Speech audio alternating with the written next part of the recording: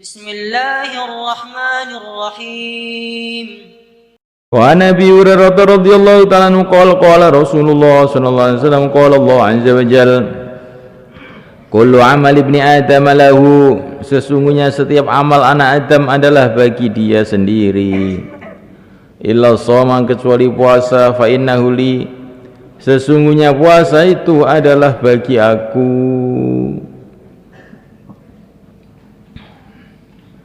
wa ana azibi, dan aku akan membalas dengan puasa itu. Di setiap amalan anak Adam itu bagi anak Adam, manfaatnya itu langsung dirasakan oleh anak Adam itu sendiri, kecuali puasa. Sesungguhnya puasa itu adalah untuk aku. Loh, sebetulnya kan amal yang ikhlas semua kan untuk Allah, tapi ini maksudnya apa hadis ini? Wallahu a'lam.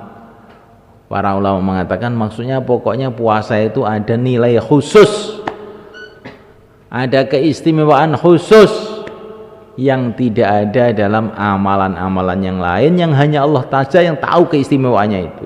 Maka Allah mengatakan puasa itu untuk aku, saya yang balas. Puasa itu untuk aku, saya yang balas. Nggak akan ada yang tahu tuh siapa yang, bagaimana saya membalas, karena puasa itu untuk aku. Jadi kalau amalan-amalan yang lain itu masih bisa kita ukur, ini pahalanya begini, pahalanya begini, pahalanya begini. Tapi puasa ini betul-betul sangat istimewa sehingga tidak bisa kita ukur dengan cara apapun. Hanya Allah yang tahu.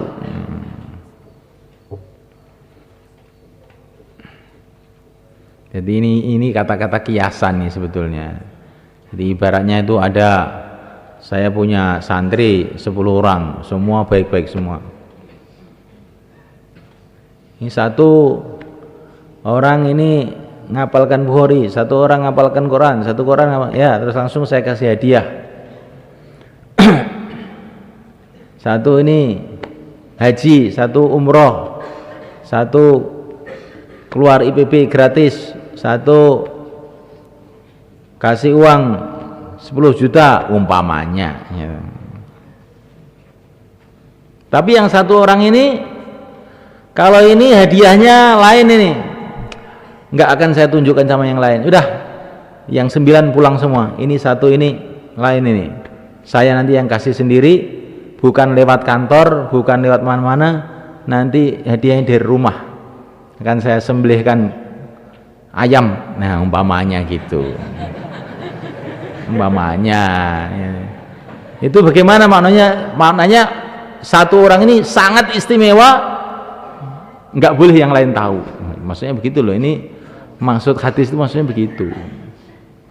Di semua amalan itu ibaratnya itu sudah dijelaskan, kamu amal ini, pahala ini, amal ini, pahala ini. Yang puasa ini, nggak saya kasih tahu, ini urusan saya. Nah, ibaratnya itu begitu. Maka puasa itu penting sekali.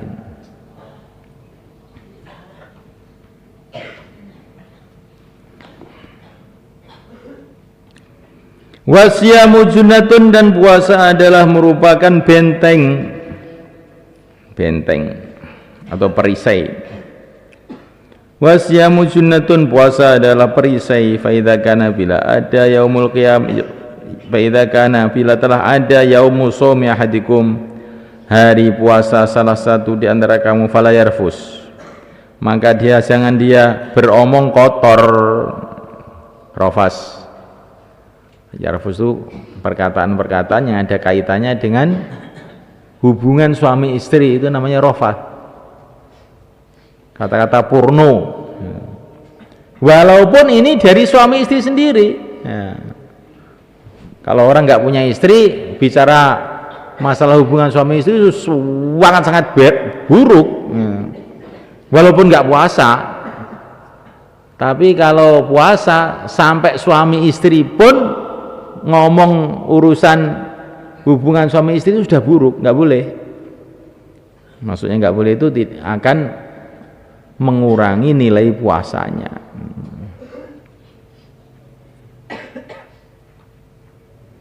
Kalau di luar puasa juga nggak bagus, tapi kalau waktu puasa lebih tidak bagus lagi.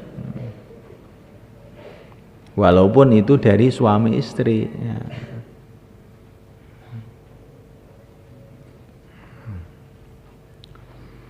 Wala yasghab, jangan dia berteriak-teriak, ya.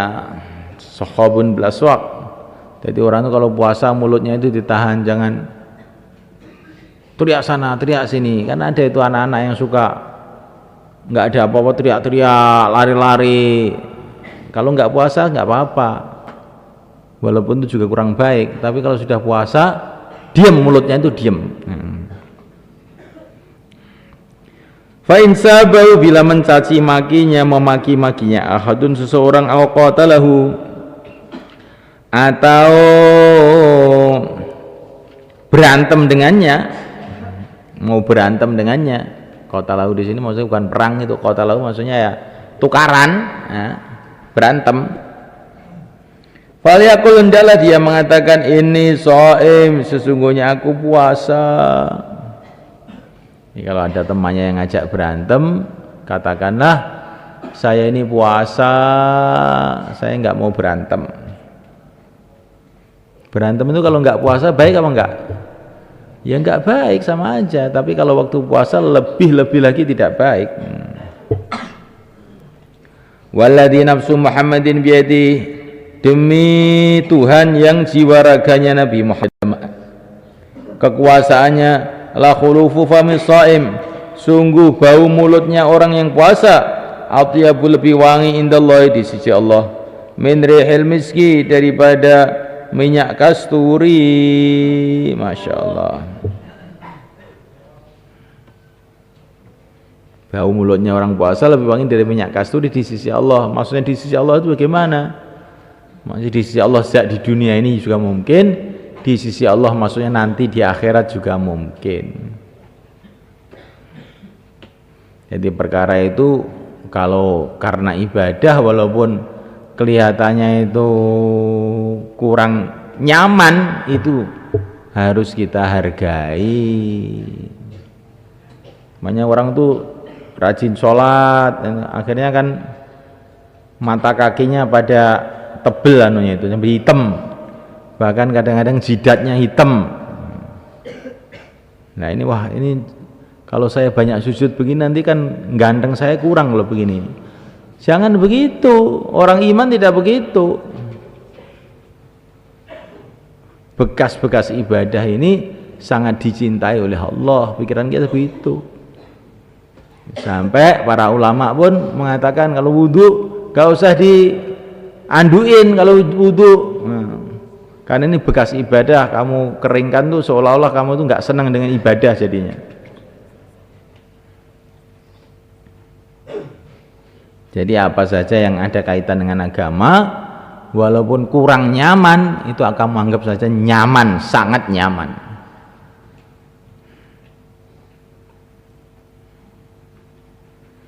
Kalau musim hujan begini, kadang-kadang masjid ada yang bocor, terus kemudian ada yang lantainya basah, terus kamu softnya kamu tutup apa karena basah lantainya terus kamu bolongin softnya? Ya gimana? Baiknya gimana? Ya, kalau dalam kitab fikih sebagian mengatakan dibolongin sih nggak apa-apa, masuk udurnya renggangnya soft karena ada air gitu. Tapi itu tidak, yang terbaik tidak begitu. Yang terbaik walaupun ada basah ya kita berdiri di situ. Sebagaimana Nabi sujud di lumpur. Kalau Nabi itu mau cari tempat yang kering ya ada, insya Allah. Mau pakai sajadah yang empuk juga bisa.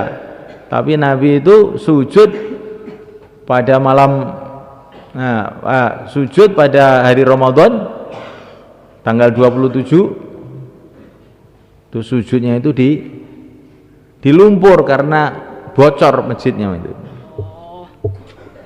Makanya kalau walaupun basah, walaupun tetap sujud di situ. Kita tampakkan tawaduk kita, cinta kita kepada Allah. Begitu ya? Jangan menyenye. Apa menyenye? Oh menyenye. Apa kena air dikit aja sudah nggak berani. Wah. Pejuang kayak begitu tuh apa itu?